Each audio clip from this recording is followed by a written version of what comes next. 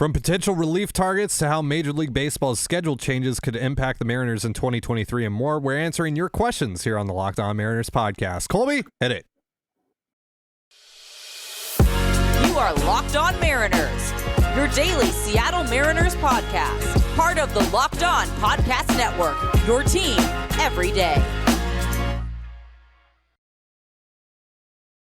It is Monday, November 7th, 2022. This is Titan Gonzalez and Colby Patnode for the Locked On Mariners podcast. Thank you so much for making us your first listen. Subscribe, like, and turn on alerts if you're watching on YouTube, or subscribe and leave a 5-star review on your preferred podcast platform if you like what you hear. And if you want to hear from us even more, please consider signing up for our Patreon. The link, as well as our social accounts, is in the description below. On the show today, it's the return of Mail Monday. Thank you to everyone who submitted questions. We're into a few of them coming up. And just a reminder, we're planning on this being a regular thing every Monday from now until at least spring training. So if we don't get to your question now, it doesn't mean we won't get to it in the future. And first of all, Colby, you're back. Hi, Colby. How are you feeling? Okay. Yeah, there were a couple of people in the comments on the episode that were wishing you well, wishing you a speedy recovery. How you holding up? I'm doing okay. I would say probably like 90% now. At least how I feel. I don't know how I sound, but I'd say I'm probably about 90%. So yeah, what was it, Thursday or whatever? Mm-hmm. That was rough. So yeah, I'm feeling better, ready to go. We'll see if I can make it through 2 shows today because we're recording for CTZ after this. So yeah, we'll see how I do. But right now, I'd say I'm probably about 90%. Patreon.com/control the zone. Be sure to check it out. We're going to be talking more about our off-season plans and just having some general off-season talk on there. So if you're interested in that, check it out. Our episode for our tier 2 and tier 3 subscribers is going out today, and then our show for all of our subscribers goes out on Wednesday.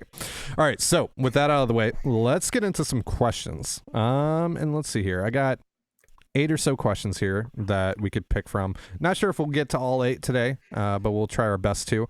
Let's start with this one from CJ, who asks, with Julio getting Rookie of the Year, does it give the Mariners an extra draft pick? And what would be some top, I'm going to assume, draft targets for next year the Mariners might be interested in? So the first part of that, yes, Julio will net the Mariners a draft pick if he wins Rookie of the Year. And it seems like that is going to happen. And Joe Doyle of Prospects Live has projected that pick to basically be a top 30 pick, so a first-round pick, landing at 29, I believe he has it. So basically the Mariners get 2 first-round picks within the top 30. I think their other pick is slotted in at 22nd, if I'm not mistaken, right? I believe so, yeah. Yeah. So the second part of that, Colby, have you looked at the upcoming draft at all for potential names the Mariners could be looking at there in that 22 and 29 range? I have some names of guys who I suspect will be first-round picks, but it's a little too early to know.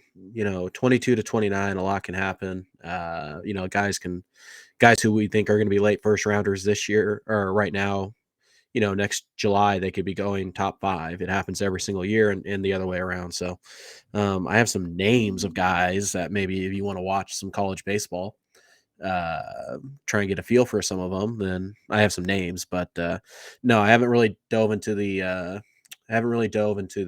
prep ranks at all. And I'm just trying to keep track of some names at this point because where they slot in is anybody's guess. So. Yeah, it's way too early to be looking at names. There still has to be a college baseball season that gets to be played. There still has to be high school baseball that gets to be played. Like all that stuff. Things are going to change drastically between now and next July. So. Including the talent level of the actual players who are going to be in this draft. So guys can get insane. The difference between sophomore and junior year for a lot of guys is massive. So there's probably a guy right now who's outside of like the top 60 who is going to go in the first round, and it's just that's part of Major League Baseball's draft. So So staying in line with prospects, we got a question here from Evan, who says, since it seems like Jerry is going to get up to some wheeling and dealing this offseason, do you guys have any prospects in the Mariners system who you think aren't necessary or integral to the next wave of players? Guys that you would feel comfortable trading, basically. Also, bonus question, how does the drafting of Harry Ford change Cal Raleigh's long-term outlook at catcher? Does Ford end up playing a different position? So to answer the first part of your question, for me, and I don't know how you feel, Colby, but for me, the simple answer is no.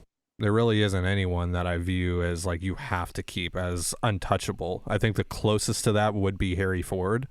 But even then, to me, he could be had for the right price, right? Like if that can help me get a, perennial, like if Harry Ford could help me get like a perennial all-star, right?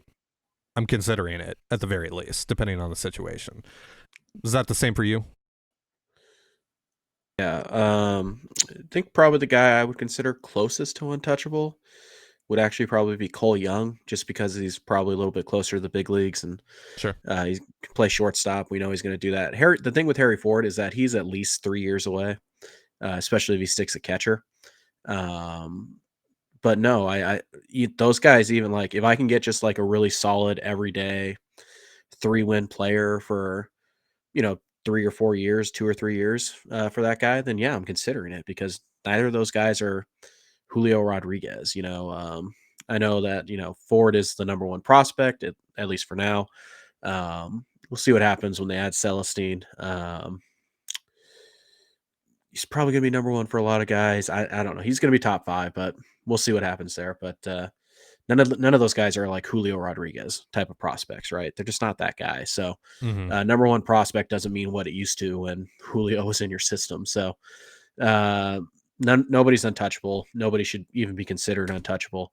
And yeah, it's interesting. A lot of the Mariners' best prospects are younger and they're down in the lower parts of the system. So why would you not consider trading somebody who's 3 years away from being an impact big leaguer to try and help you win a World Series now? Yeah, and I think with the way that you were wording it too, with the next wave of players. I mean, Harry Ford's not in the next wave of players. Cole Young's not in the next wave of players. I think the next wave of players is guys like Taylor Dollard, Cade Marlowe, etc. And again, Yeah. none of those guys to me are untouchable, or I even think that, right? Like I even come close to thinking that. Yeah, I don't think there's an all-star in the Mariners' next wave because, like you said, you're talking about Marlowe and Dollard and Bryce Miller and maybe Emerson Hancock. That's who you're talking about. I think those are all going to be pretty good big leaguers, but I don't think they're even like Cal Raleigh level type of prospects. So it's going to be a while before you get that impact, and that seems troubling for some. But again, Julio's 22. Gilbert, Raleigh, like all those young guys that you just had that were such a huge part of your success. That's why it doesn't really matter that the next wave is like the next impact wave is probably 2 or 3 years away. So for the second part of your question, how does the drafting of Harry Ford change Cal Raleigh's long-term outlook at catcher? It doesn't. It doesn't. And does Ford end up playing a different position? If he stays in the Mariners organization and reaches the major league level, I would think probably so, honestly. But Second base, center field, third base. There are plenty of options for him because he's incredibly athletic and gifted defensively, and the bat's going to play really wherever. So that's what they're hoping. And I mean, like I said, he's at least 3 years away. We don't know what he's going to look like in 3 years. We don't know what Cal Raleigh's going to look like in 3 years. We don't know what this ball club's going to look like in 3 years. So very true. Yeah, there's no reason to move him off a catcher right now. So you're just going to roll them there. And then no, if Cal Raleigh is still, looks like he did this year, basically, maybe a little bit better, he's going to be the starting catcher. And maybe that means you have a backup catcher who can actually play second base 3 times a week and play third base and then catch twice a week. You know what I mean? So there's nothing wrong with having 2 really good catchers, especially when one of them can play even up the middle still without, being the catcher. So you keep Ford at catcher for now, but 3 years from now that's a long ways away. Yeah. I would look at Ford as kind of a super Austin Nola. Yeah.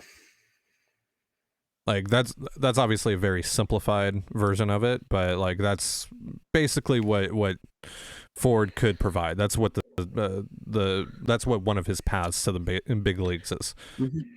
I mean, it's like Russell Martin, I think, is a pretty common comp. Just Yeah. a guy who's probably going to be a very good catcher, but can also even play some third base or, you know, like he's just that guy. He's a very just focus on the bat. If you're looking at Harry Hmm. Ford, worry about the bat, the defense. He'll find a place to play if he can hit. Yep. All right, so we got more questions coming up here, but real quick, a reminder, this episode of Locked On Mariners is brought to you by Bet Online. BetOnline.net is your number one source for sports betting info, stats, news, and analysis. Get the latest odds and trends for every professional and amateur league out there. From football to basketball to soccer and esports, we've got it all at BetOnline.net. And if you love sports podcasts, you can find those at BetOnline as well. We're always the fastest and easiest way to get your betting fix. Head to the BetOnline website today or use your mobile device to learn more. BetOnline is where the game starts. You're listening to the Locked On Mariners podcast. Thank you again for making us your first listen. Let's get back into these questions, starting with Ethan's Tech World, who says, Ty and Colby, how do you think the new schedule having less division matches will affect the Mariners? Listen every day. You guys are awesome. Go Mariners. Thanks, Ethan. So, of course, the schedule is going to change in Major League Baseball, across Major League Baseball from here on out, starting in 2023. Every team is going to play one another at least once per season, which means that division matchups are going from 19 games a year to 12. So the Mariners will see the Astros 12 times, A's 12 times, Angels, Rangers, etc. So how will this affect them? I don't think it really does. I think it ends up balancing out for the most part, right? Because like for as many games as you're losing against the, Astros, you're gaining in games against like the Dodgers, the Mets, etc. So you're still going to go up against elite teams, and for every game that you lose against the Rangers and the A's, you're going to gain in games against the Pirates and the Reds, etc. So Yeah. yeah, I don't think that it really impacts the Mariners or really any team one way or the other. I think it just eventually balances out, and it makes those games, I think if anything, it makes those interdivisional games all the more important because there are fewer of them now. Right. And also, we know that tiebreakers are now determined by head-to-head record. Yeah. That's the number one tiebreaker. So, um, I think maybe what it does is it might change how you build your team a little bit. Like if you're in a division that has just a ton of lefty power bats, you might prioritize, a guy who gets out lefties more regularly. But if you're going to face Yordan Alvarez and Kyle Tucker and Shohei Ohtani, for 7 fewer games, that's going to be like what, 20 to 25, 26 plate appearances. Maybe you don't need that. So I don't think it's going to change much, to be honest with you. More travel, probably, which isn't great for Seattle, but it's part of the trade-off. But I really don't think it's going to change much, at least in terms of um, like what you and I will notice. Like on the players, like I said, it might be more travel, more wear and tear. But I don't think it's going to be that big of a difference, to be perfectly honest with you, because the biggest thing, like Ty said, is like, oh, we're losing 7 games against the Astros. That's good. It's like, yeah, but you're gaining 3 at least against the Dodgers. So, and 3 against the Mets and 3 against the Braves. So, yeah, it all kind of evens out at the end. Mm-hmm. All right. Next question comes from Hambone McClone. If Haniger signs elsewhere, how concerned are you about outfield bats and gloves for that matter? I assume we pick up a free agent. Then what? Is a Winker / Kelnick / Moore / Ham Swaggerty rotation viable? For me, it does not pass the vibe test. All right. So we've talked a lot about corner outfield. We know the Mariners are going to be very active there, whether it's just bringing back Mitch Haniger and doing something else in left field or what have you. They got to answer the question about Jesse Winker, all that. So are you concerned at all about those positions, or do you feel a level of confidence that the Mariners are going to be able to address both right field and left field accordingly? I think I think they'll address it because they have to. They're definitely gonna have to get one guy at least, and in this hypothetical, they don't get Mitch Haniger, which means they need two. Uh, I think where I forgot who asked the question. I think where he might be onto something though is ham bone, Colby. ham Ham bone. bone. Ham My bad. bone. My bad. Ham bone. Okay. Jeez, it's like bone saw. Anyways, Bone saw is ready. Yeah, I knew that'd get you. I think where you might be onto something here is that like they go and they sign like one corner outfielder, right? And then they throw guys at the second position, the second outfield spot, and they kind of try and like build a better outfielder out of a couple different guys. I think that's a possibility. I don't think it'll be Winker. I don't think it'll be in-house guys. So I think maybe one of them will be. But if you're planning on keeping around Jesse Winker, which I mean, fine, they can. You really want him to be the DH. So you still need an everyday kind of outfield option. So I think you're probably looking at is they're gonna sign one guy and then go out and try to just kind of, Kevin Kiermaier and Manny Margot type of situation in right field or left field. But also, we shouldn't rule out trades. So I know, free agency is kind of the way that a lot of Mariner fans want the team to go, but Jerry's not going to stop making trades, and we shouldn't ignore trades because, I mean, we should just cross Ian Happ off the list because he's not a free agent. No, of course not. So yeah, I'm not too worried about it. They'll get it figured out in the outfield, and finding corner outfield bats. It's one of the easier things to find. Yeah, and it's one of the least expensive things to find, even on the higher ends. But yeah, there's going to be plenty of free agent possibilities like Brandon Nemo, like Andrew Benintendi, like Michael Conforto, Michael Brantley. We'll talk about those guys. David Peralta is another like under the radar guy that you and I have talked about a little bit. And then trades, Ian Happ. Maybe you can find a way to circle back to the Brian Reynolds conversation. Probably not, but Tyler O'Neill, maybe Anthony Santander. Yeah. There's Taylor Ward. There's a lot of possibilities out there for you to get significantly better in the corners, and I think the Mariners will be exploring all of those. All right, so next question comes from Josh Games. Given how the Mariners have been able to completely reclimate some veterans and have had a few young arms really hit the ground running in the majors over the last few seasons, how long until the pitching development / scouting staff starts getting poached by other clubs? Colby? We've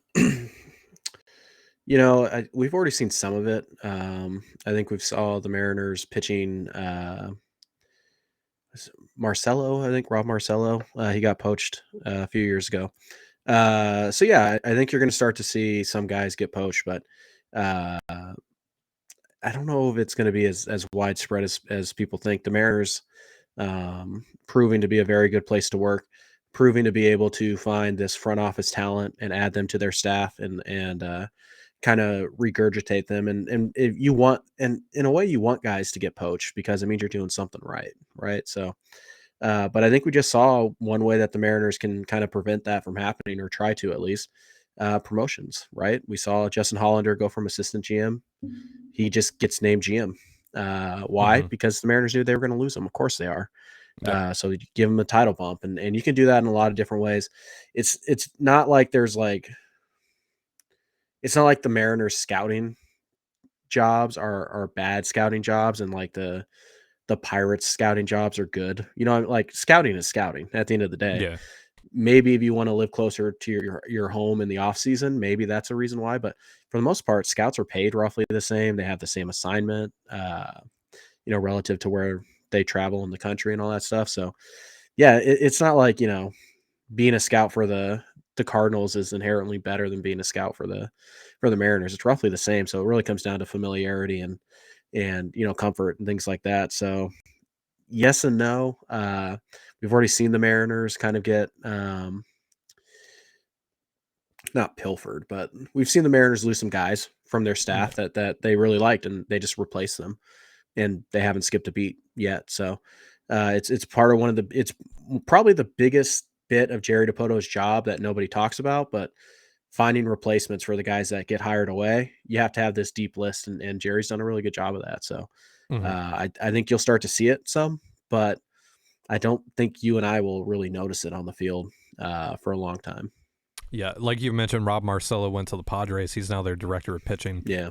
That happened last year. Justin Hollander, of course, was reportedly one of the top 2 or 3 candidates for the Angels GM position before Perry Manassian got that job. So, the league's taken notice to what the Mariners are doing and the talent that they're building kind of from within there and the staff that Jerry DiPoto has built. And like Colby said, that's a good thing. That's a really, really good thing because it means that you're doing something right. All right, so next up, we got a question from Jay Qua. Our old buddy Jay Qua is back. Says, hi, it's Jay Qua. Hi, Jay Qua. What are some relief pitching trade targets and what would they cost? So, Colby, you and I compiled a short list of some guys before the show. A lot of them are in the AL Central. Just going to say that now. One is from the Royals, Scott Barlow. He's been their primary closer. He threw 74 and a third innings this past season for the second straight season, and posted a 2.12 ERA, a little over 9 Ks per 9. This is a guy that the Royals in the past under Dayton Moore, I think, were asking a lot for, but now that there's new leadership there and Barlow posted good, not elite numbers out of the bullpen, you think it's actually possible that the Mariners could go out and get him, even though that the back end of their bullpen is pretty much loaded already?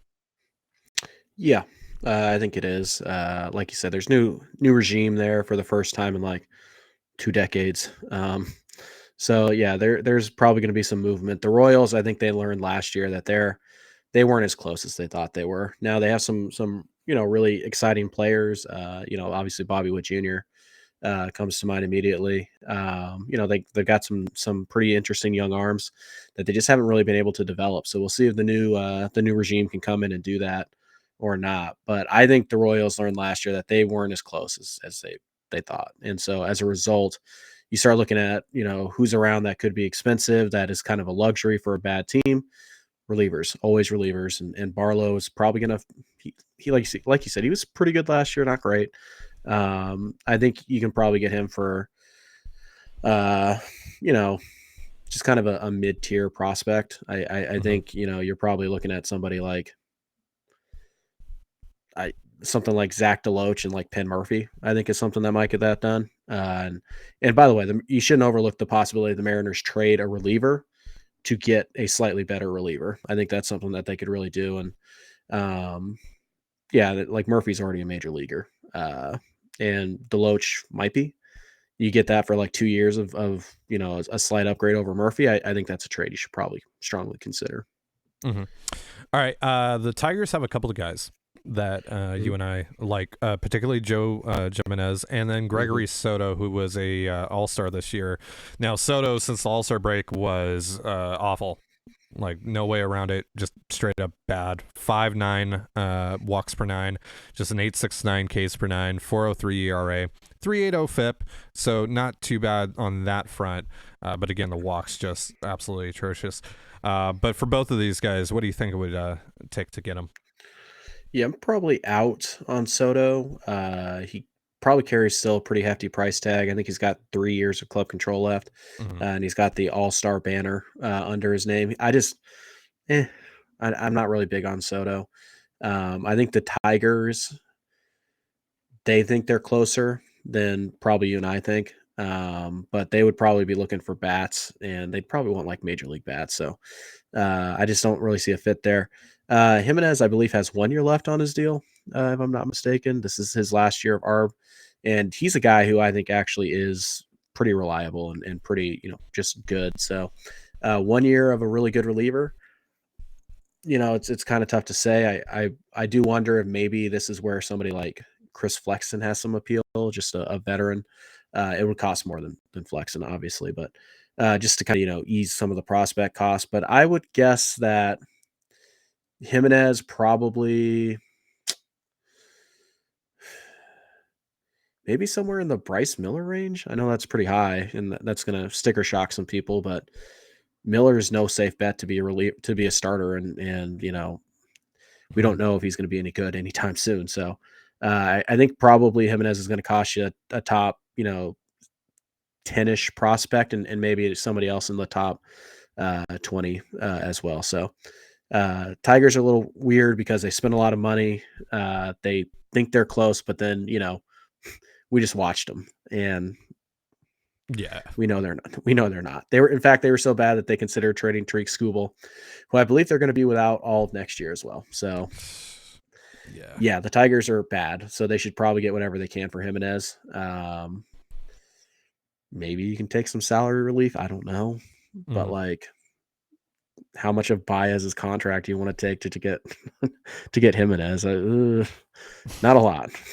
Not a lot. So 56 and 2/3 innings pitched for Jimenez this year. 12.23 Ks per nine, 206 walks per nine, a 3.49 ERA, and a FIP of just 2 flat. So he was really good. I'd probably give up Bryce Miller for him. It's that's a really good reliever. Obviously had a down year in 2021 where he walked 6.95 guys per nine. But outside of that, the walks haven't really been much of an issue for him, and he can really ramp it up. Would you give up Emerson Hancock for him? That feels a little too spicy for me. It's mostly because I might be the low guy on Emerson Hancock, because I saw we got some Emerson Hancock questions, and I'm just sitting here like, what are you guys watching? Yeah, no, it's just, I think it's because maybe the bullpen isn't as much of a need for the Mariners. Obviously, you never know with bullpens in general because they're so finicky.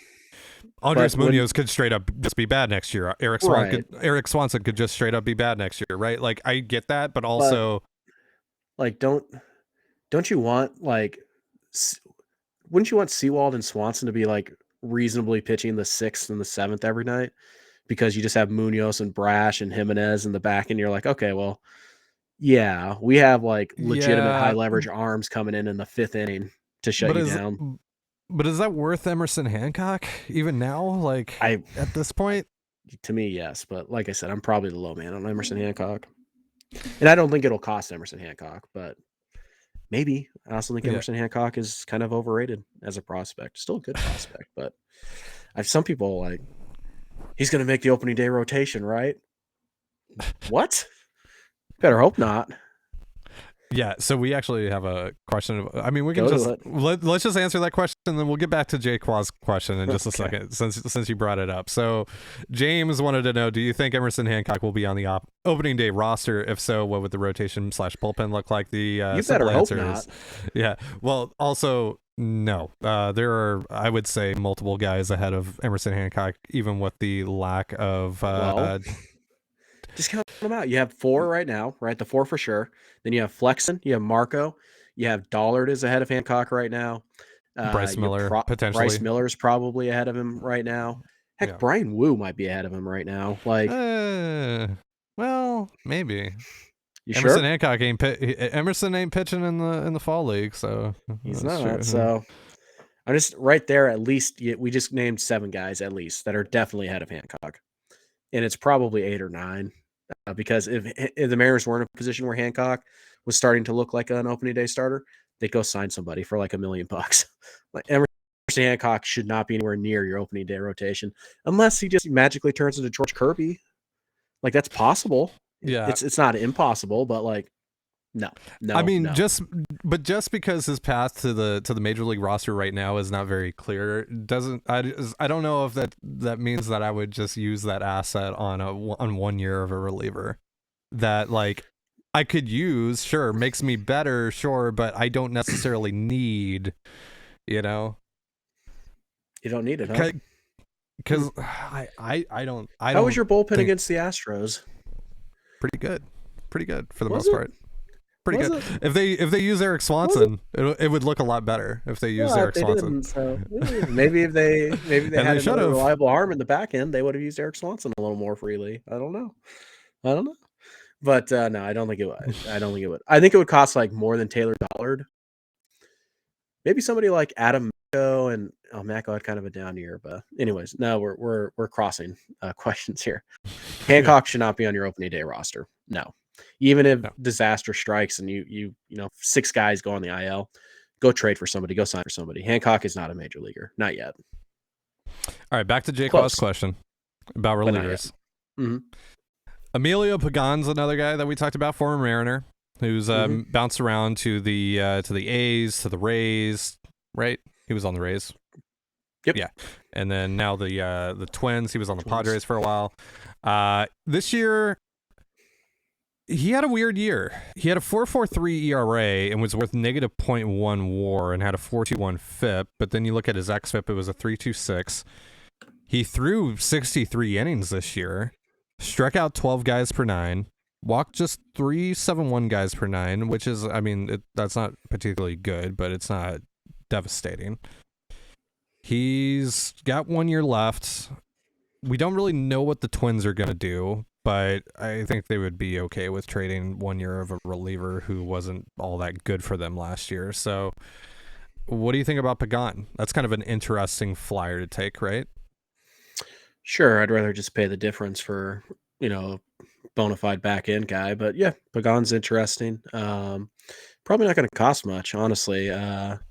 This is a guy you might be able to get for, Travis Kuhn. Like it's not going to cost a ton.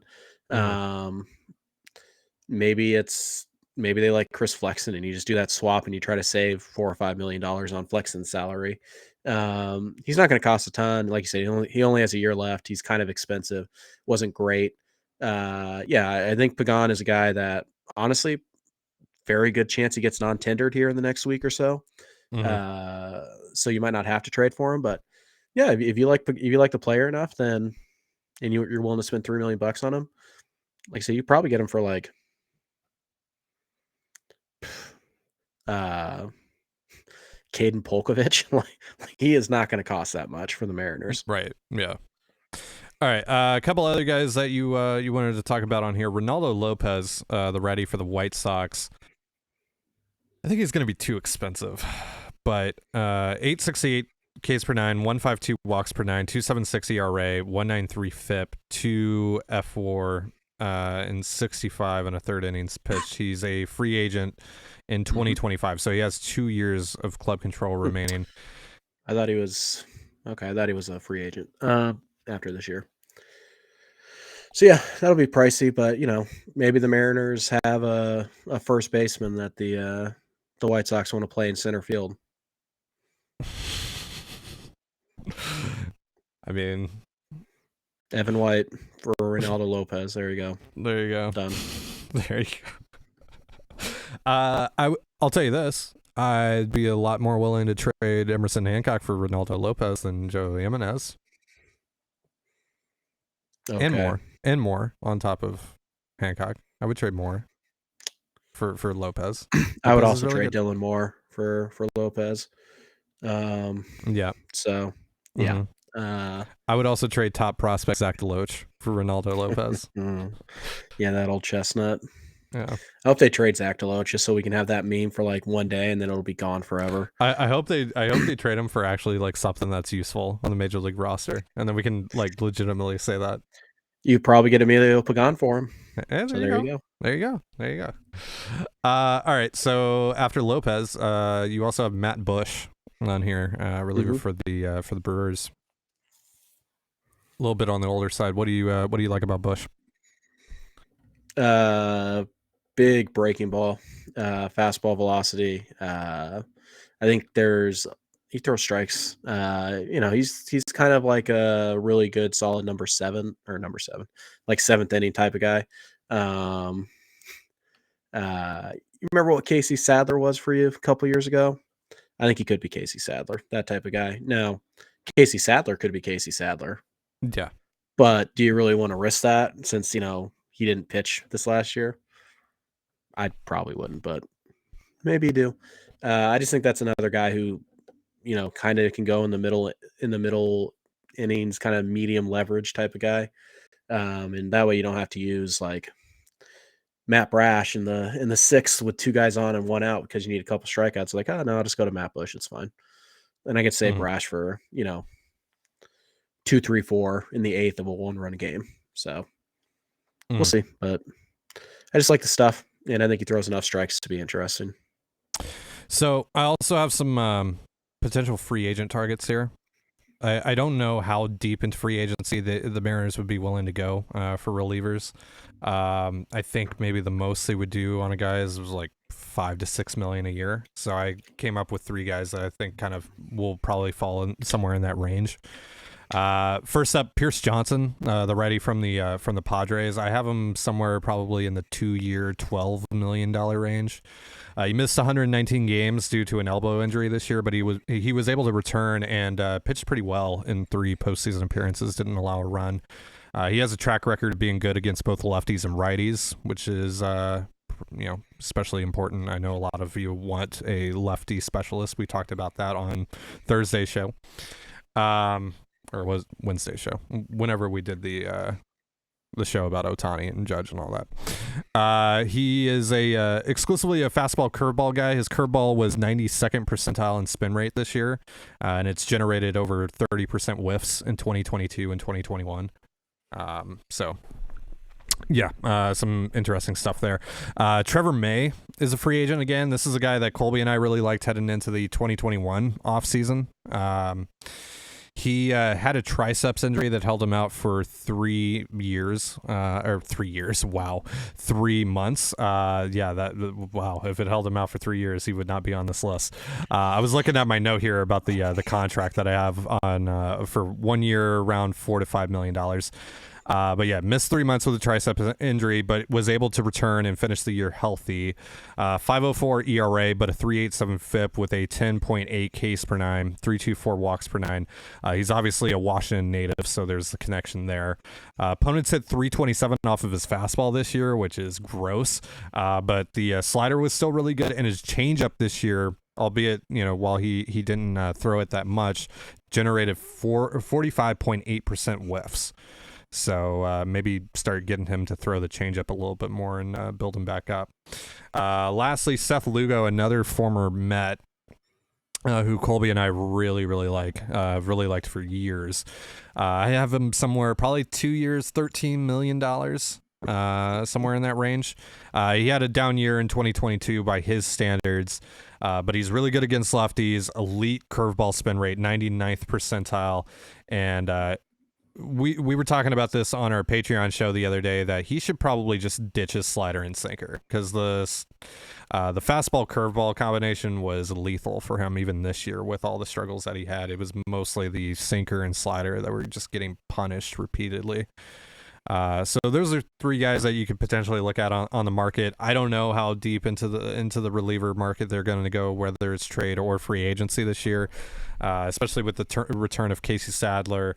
But again, we've talked about it. Bullpens are really finicky. You never know what you're going to get on a year-to-year basis, and it doesn't really matter how good a reliever is. I mean, shoot, even Edwin Diaz, who just made $20 million a year, and good for him, get that bag. But we don't even know if he's going to be elite next year, right? He could even fall off. That's just how relievers are. That's the nature of relievers. So if I were the Mariners, if I'm Jerry Dipoto, if I'm Justin Hollander, I'm looking to get a little bit better on that front. Or at least putting in some safeguards on that front. All right, so that's going to do it for our show. Thank you so much for joining us here on the Locked On Mariners podcast. For Colby Patnode, I'm Ty Gonzalez. Be sure to give us a follow on Twitter at LO_Mariners. You can follow me at Dane Gonzalez, that's DaneGNZLZ, and Colby at CPAT11, that's CPAT11. You can also find all that stuff in the description of this episode, and thank you again for making us your first listen. For your next listen, check out the Locked On Sports Today podcast featuring the biggest stories of the day, plus instant reactions, big game recaps, and the take of the day. It's available on the Odyssey app, YouTube, and wherever you get your podcasts just like us. And with that, have yourself a beautiful baseball day, and we'll see you tomorrow. Peace.